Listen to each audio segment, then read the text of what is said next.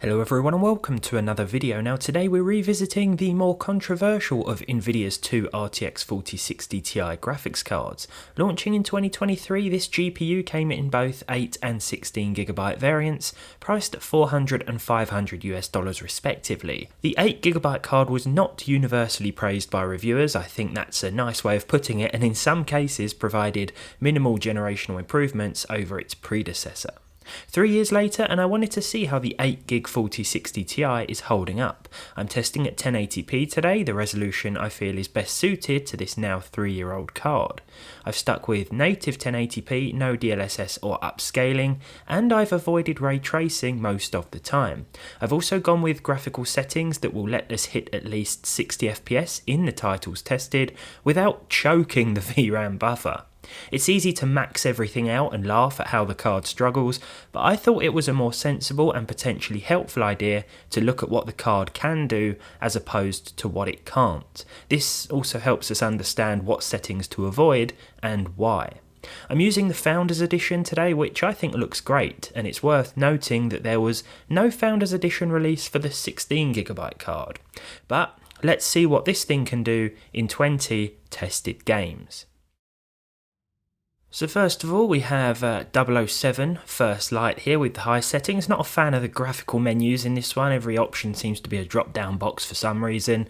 Anyway, I've gone with the high settings at 1080p. As you can see by the VRAM chart on the bottom right corner, we're using pretty close to the available VRAM with these options, but let's see how it runs. So with high, we're looking at well over 60 frames per second most of the time, though there will certainly be a few dips and drops towards that. The average is actually 83 frames per second here, and as you can see we have all the necessary stats on the centre left of the screen. I've paired the 4060 Ti 8GB with a 13700 Fi7, which should certainly allow this GPU to reach its maximum potential even at this resolution. I'm also using 32 gigs of 6000 MHz DDR5. I'm not rich, I just bought this RAM before the prices shot up. Bought it a couple of years ago, luckily, otherwise I'd still be using a DDR4 system for these tests. But gone with the DDR5 rig today to make sure that we are absolutely allowing our card to reach its maximum potential. That said, you don't need a CPU like this in order to get the most from this GPU. In Arc Raiders, as you can see, I picked a hell of a great time to look at the graphics menu. Just as I started looking through the options, this drone found me and started blasting me, so I pretty much died at the end of this captured footage. Anyway, we're using the cinematic preset, which I think looks fantastic, along with TSR, and everything is set to native. As you can see here, the render resolution, the upscaled resolution, nothing has been altered, just the cinematic preset here with no other changes. I actually shot this footage before I went into the settings option, as you can see, because I'm still alive, and the game ran with at least 60 frames per second. Again, just like 007 First Light, there were a few drops towards the mid-high 60s, but overall the gameplay was fairly consistent and I think ran pretty well, considering the available VRAM. But I think 1440p is certainly going to be more demanding. If you want to see some 1440p gameplay tests with the 4060 Ti in 2026, the 8GB version, then just let me know in the comments and I'll make that happen at some point. For Battlefield 6, I did start off with Ultra, but not only did that push our video memory above the available according to the settings menu here, as it already says that the threshold has been exceeded. This is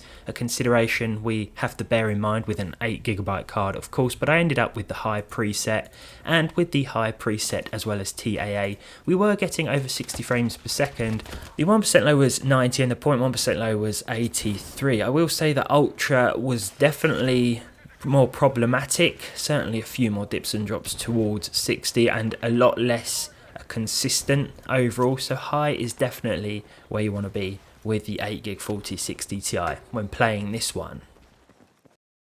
Now GTA 5 Enhanced released within the last couple of years I think, but underneath it of course is a pretty old game, over a decade old now, GTA 5, but even so with this new enhanced update and the maximum RT preset here, it can still be quite intensive even on a newer entry-level and mid-range cards. I just went with maximum RT in the hopes that we would still see at least 60 frames per second.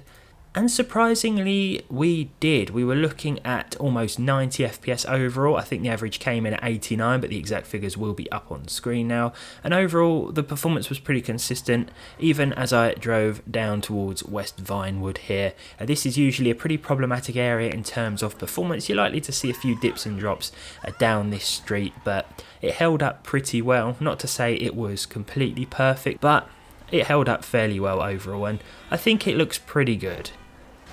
One of my favourites now, Kingdom Come Deliverance 2. I did start off with the Ultra preset, just like I did with Battlefield 6, but I soon found myself having to turn this down because Ultra was simply too much for the 4060 Ti 8GB. We were seeing quite a few intermittent stutters, but high is certainly the best place to be with this thing. As we can see here, the average came in at well over 100 frames per second. We were looking at 112. The 1% low was 93 and the 0.1% low was 89. So the high preset certainly helped to alleviate some of the stutters I was experiencing at Ultra. But again, that just goes to show that because of the VRAM, we do need to be more considerate when it comes to the visual options. But then again, we've spoken before about how the difference visually between high and Ultra isn't always very noticeable. I'm not making excuses for the card, but if you do have an 8GB card and you find yourself limited to high instead of Ultra, don't feel like you're always missing out on some completely enhanced visual experience, because a lot of the time you won't be. For Cyberpunk 2077, I went with the Ultra preset, which basically sets everything to Ultra or high from within the graphics menu, as you can see here. Resolution scaling and frame gem was off. Now when you enable the high preset, FSR2 or DLSS will enable by default, but I went ahead and turned that off, as well as all the depth of field, lens flare and other horrible effects that I don't personally like, all down to personal preference of course. This one ran better than I was expecting, over 90 frames per second here, around about 94, 95 on average, with fairly respectable percentile lows. I think the i7 is certainly helping us out in those more busy areas, because the high crowd density option can certainly affect the frame rate quite significantly, particularly if you're using a slightly weaker CPU. So if you do find yourself experiencing stutters in Cyberpunk 2077, then turning down that crowd density option could be a good place to start, especially if you're using a 6-core 12-thread processor.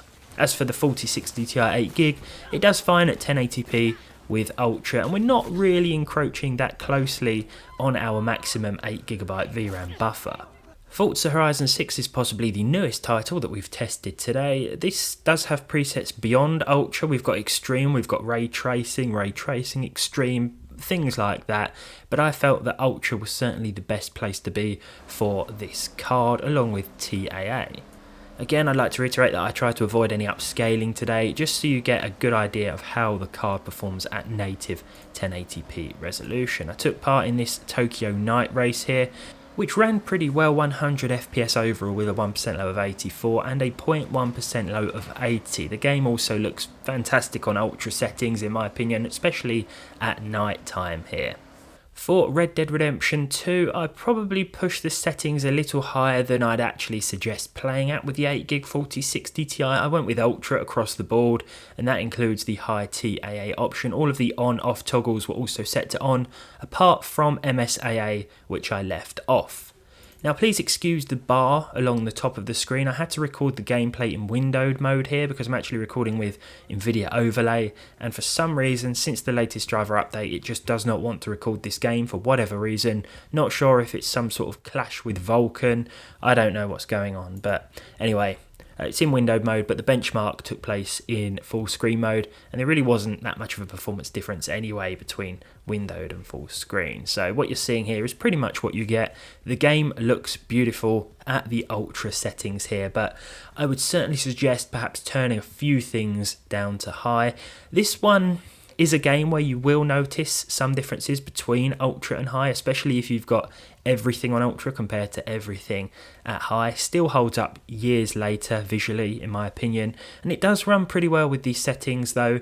As I made my way towards the centre of the town and outside the town in those more forested areas, I did notice a few more drops to the mid-60s, and there were one or two stutters as well, as we can tell by that 0.1% low figure. Wasn't perfect, so I think I perhaps pushed things a little too much in this case, but 60 FPS plus on average certainly is doable with the 4060 Ti 8GB in Red Dead 2. Baldur's Gate 3 up next. I went with the Ultra preset and I pushed the boat out a little bit here and went with DLAA instead, which is basically DLSS but native. Looks sharper than TAA, and because we were getting well over 100 FPS, we sort of had extra frames to play with, so I thought we'd just go with DLAA instead. As we can see, performance was still absolutely fine, 138 frames per second overall, so no complaints from me here, to be honest. The 1 and 0.1% lows do leave a little to be desired.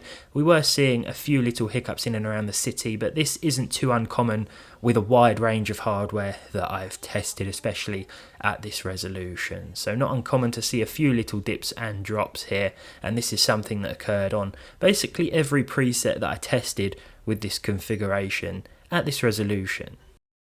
Crimson Desert next, and this is another one where we have to be slightly careful of our visual options. Going with Ultra isn't a brilliant idea. I think high is certainly the best place to be. I just went with high and left everything else as it was.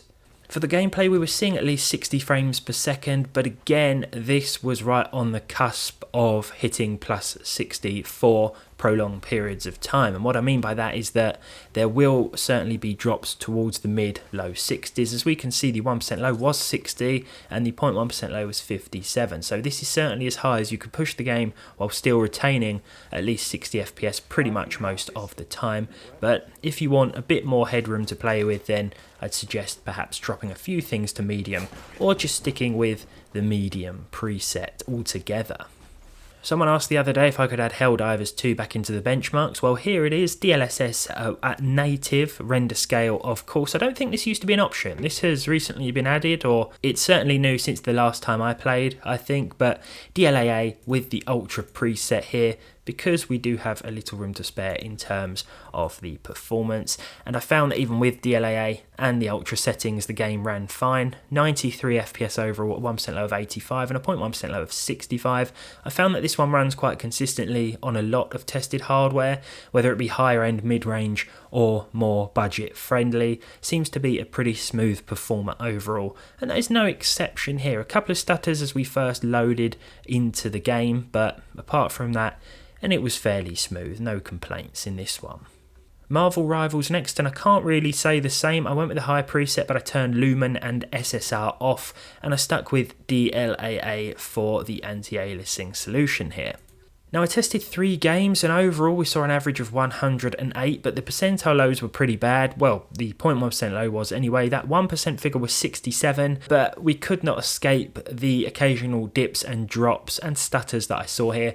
This isn't too uncommon. I've noticed this with a few different hardware configurations. For the most part though, it ran fine, over 100 FPS on average.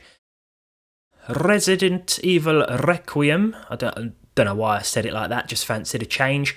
Resident Evil Requiem, a 1080p with a high preset with the high lighting and shadows with TAA, 103 frames per second here. Now actually in the game, and I'm in an outdoor level here, which is going to run a little bit worse than those sort of narrow indoor corridor areas, but even so we saw over 100 FPS here. 103 was the average, the 1% low was 90 and the 0.1% low was 35. I actually encountered a stutter when I picked up some ammo off the floor, and I think that's what caused the 0.1% frame rate among this benchmark footage here. You may notice that occurring on screen in a minute. There were no VRAM related performance problems, however.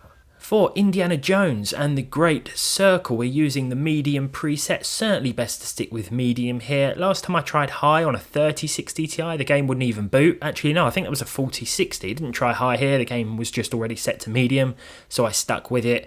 And this was certainly the best choice for our GPU. 93 FPS overall. This is with TAA. The 1% low was 77 and the 0.1% low was 64. I tried a few different levels and this is how the average worked out, but each of them performed pretty similarly to each other. And you may notice in a minute that there was one pretty hefty drop in the captured footage. I wasn't running the benchmark at the time, otherwise that 0.1% low would have been like 0.1, but this is the only time I saw that. Wanted to mention it because it did happen, but only here. so I don't think this is something that's going to occur commonly with these visual settings at all in this game. Sons of the Forest up next. This is another one that someone requested that I add back into the benchmark, so I thought, why not? I've had the game on Steam for a while. I'm using the Ultra preset and TAA. We had no problems with running this one at 1080p on the 4060 Ti 8GB with over 100 frames per second. The game looks so good with the Ultra settings here, especially as we make our way into the dense forests. We've got the fog in the distance there. There's some campfire smoke, which I'm quite scared to go towards because I'm probably going to get killed in about 5 seconds. But performance-wise, yeah, it runs really nicely. Sometimes I like to just put this on peaceful mode and wander about the forest, building camps, stuff like that. It's a really nice one to lose a few hours to, or you can just wander into enemy camps like me for the first time and get your head chopped off. Entirely up to you, but I've had a pretty good time playing this one, and on the 4060 Ti 8GB, it runs fairly well. For Fortnite, I went with a high preset, which also meant that Nanite and Lumen was enabled by default. I also opted for DLAA here, and of course we're using the DX12 rendering mode. I'd recommend turning off Nanite and Lumen for the best performance, but I just wanted to see how well the game ran with these extra lighting effects, because it does look pretty good, especially when we look at the water here and the internal lighting effects in certain buildings. Even so, with this enabled, we saw 114 FPS on average. The 1.1% lows were also okay, 84 and 48. There was the occasional drop when moving between different areas, something I've experienced in Fortnite with basically all of my hardware, but nothing major at all. The game is running fine on this 8GB 4060 Ti. Like I say, I'd prefer to just stick with medium, I think, for the sake of competitive gameplay. Just stick things on medium and you're probably going to see that frame rate double, especially with Nanite and Lumen off, but it will run it on high if you want the fancy effects enabled as well, with at least 60 frames per second, well over 60 FPS in fact. Starfield up next. I know perhaps not many of you are playing this one anymore, but I do like to install this every so often and play for a couple of hours over a weekend. I think performance has certainly got better over the last few months. I don't play enough to really keep up to date with any performance improvements, but it feels certainly smoother than the last time I played a while ago. With the high preset here, we're looking at least 60 frames per second, a very nice 69 on average, but there will be some drops below this. The same can be said for the medium preset as well though, so I thought we may as well just stick with high here. This doesn't seem to be a VRAM issue. Let me know if you're still playing Starfield. I do like to fire it up every so often. I still have a pretty good time with it, but let me know if you're still playing.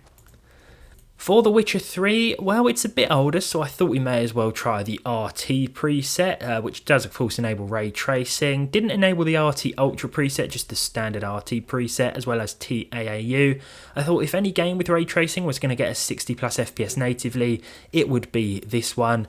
And it turns out that I was correct most of the time anyway. We were seeing 64 FPS on average, but there will be some pretty hefty dips and drops. The game looks really good. Still looks fantastic if you ask me, and runs pretty well considering the card as well, and considering the visual settings. The ray tracing option can certainly make things a hell of a lot more demanding, so it's nice to see this card can still pump out at least 60 FPS without any help from DLSS or any other upscaling here. I noticed Star Wars Outlaws on Game Pass the other day, and I don't think I've played this one before.